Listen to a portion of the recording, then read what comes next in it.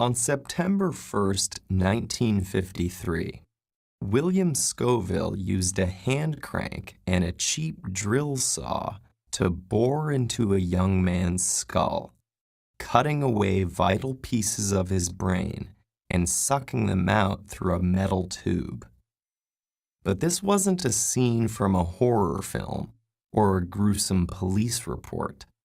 Dr. Skoville was one of the most renowned neurosurgeons of his time, and the young man was Henry Molaison, the famous patient known as HM, whose case provided amazing insights into how our brains work.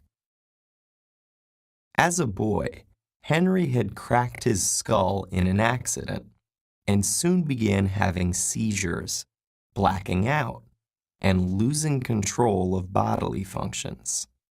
After enduring years of frequent episodes and even dropping out of high school, the desperate young man had turned to Dr. Skoville, a daredevil known for risky surgeries.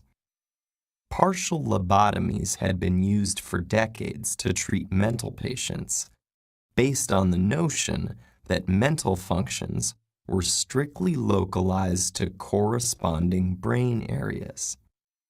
Having successfully used them to reduce seizures in psychotics, Skoville decided to remove HM's hippocampus, a part of the limbic system that was associated with emotion, but whose function was unknown. At first glance, the operation had succeeded. HM's seizures virtually disappeared, with no change in personality, and his IQ even improved. But there was one problem. His memory was shot.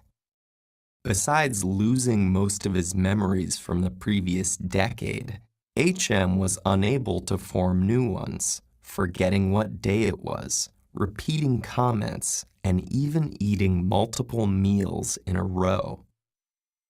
When Skoville informed another expert, Wilder Penfield, of the results, he sent a PhD student named Brenda Milner to study HM at his parents' home, where he now spent his days doing odd chores and watching classic movies for the first time, over and over.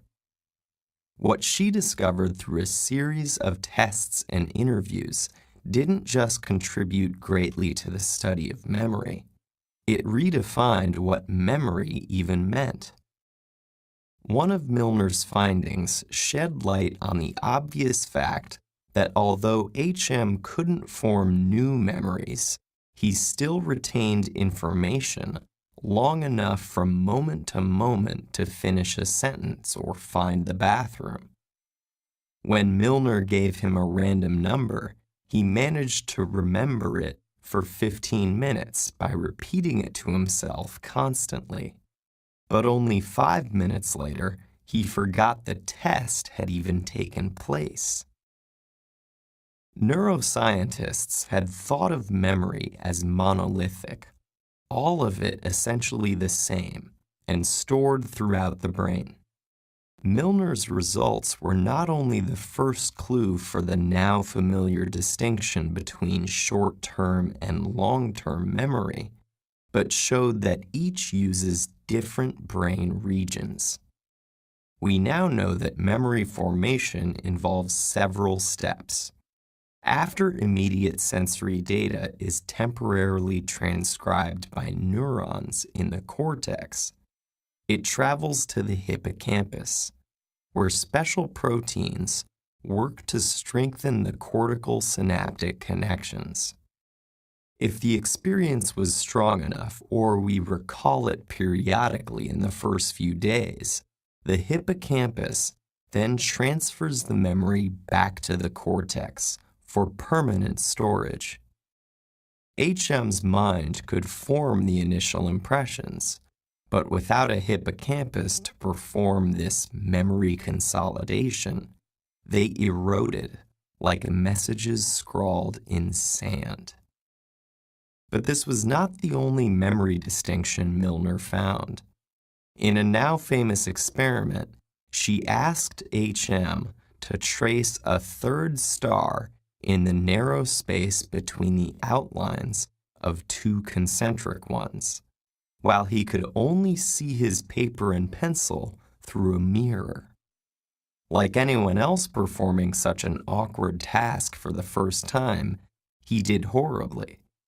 But surprisingly, he improved over repeated trials, even though he had no memory of previous attempts. His unconscious motor centers remembered what the conscious mind had forgotten. What Milner had discovered was that the declarative memory of names, dates, and facts is different from the procedural memory of riding a bicycle or signing your name.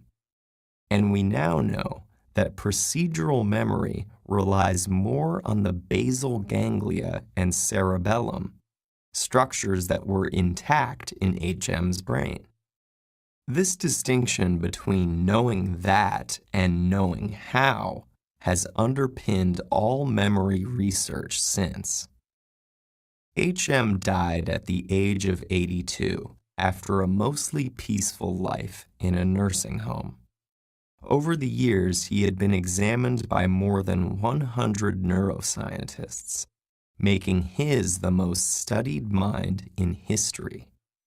Upon his death, his brain was preserved and scanned before being cut into over 2,000 individual slices and photographed to form a digital map down to the level of individual neurons, all in a live broadcast watched by 400,000 people.